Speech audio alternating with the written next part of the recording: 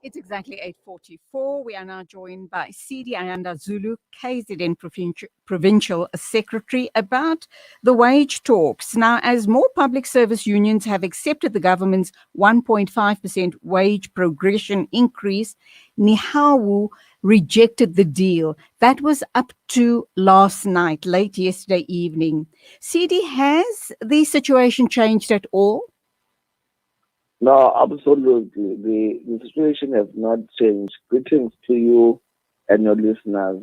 Thanks for inviting us. The situation has not changed on the basis that as the National Education, Health and Allied Workers Union has been very, very clear that we are not going to accept any salary increase that is outside from the baseline.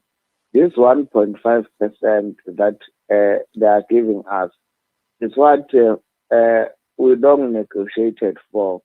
It's what is called the performance management system, which each and every year in July, government would compensate us for our performance. Therefore, we don't view this as a salary increase. And this 1.5%, the so-called 1.5% increase is happening amidst when government have failed to honor Resolution 1 of 2018, which was supposed, its last leg was supposed to be implemented last year, which means that workers, they got what is below inflation this year, and they got zero last year, and were already operating on the negatives, were already operating on the negative. That is the basis why the National Education, Health and Allied Workers Union is vehemently rejecting this government offer. Look, the public sector wage negotiations have been deadlocked for months on end, as the unions obviously are reluctant to agree to the wage increase offered by government. That also means that the workers are out of pocket, are they not? Because if an agreement had been reached way back then, you would have been enjoying the increases that you'd agreed on. And having said that, once you do reach an agreement, is there a remote chance that the payments would be backdated? Can you please repeat the question? Okay. With the talks having been deadlocked for months on end, it's actually put workers out of pocket because the agreement hadn't been reached. Going forward, once the agreement is reached, will workers be back paid on the months that they've missed out on? Yeah, you know that the nature of agreements, they always start from the 1st of April.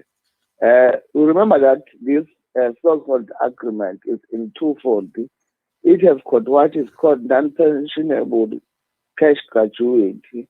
After being taxed, it will be 1,000. That one will be dated from the 1st of April 2021. Then the pensionable increase, which is the so-called 1.5%, which all these years have been getting from July, will stay in July. So what workers have been telling us as Nehawu is that we must not accept anything that is outside from the baseline, meaning which, remember, for some years we've been negotiating within the context of CPI plus. So while workers are operating under strain, but they have been very, very clear that accepting anything outside from this is a threat to the future of collective bargaining, and it's also a threat to the future of the public servants.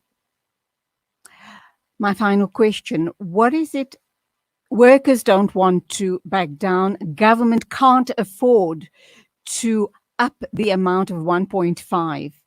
What is it going to take for you to reach some sort of agreement?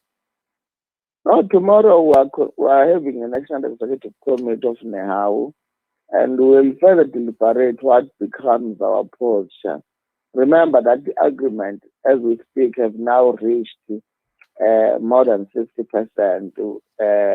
So we'll discuss and get also a legal opinion what becomes the way forward, more special for us as Nehawu. And also noting the fact that we have not accepted, and we're not only accepted, but we're also extremely not happy with the offer. So the National Executive Committee of Nehawu will deliberate on this matter and provide the way forward. Good luck for tomorrow then, and thank you for talking to us. Thank you very much. That was CD Ayanda Zulu talking about the wage negotiations between government and the unions. There doesn't seem to be any resolution on that matter, but they are going to be sitting tomorrow and talking and looking at a way going forward. 8:50 exactly. When we get back from the ad break, we'll be talking with Chairman of eThekwini Secure, and that's Imtiaz Sayed.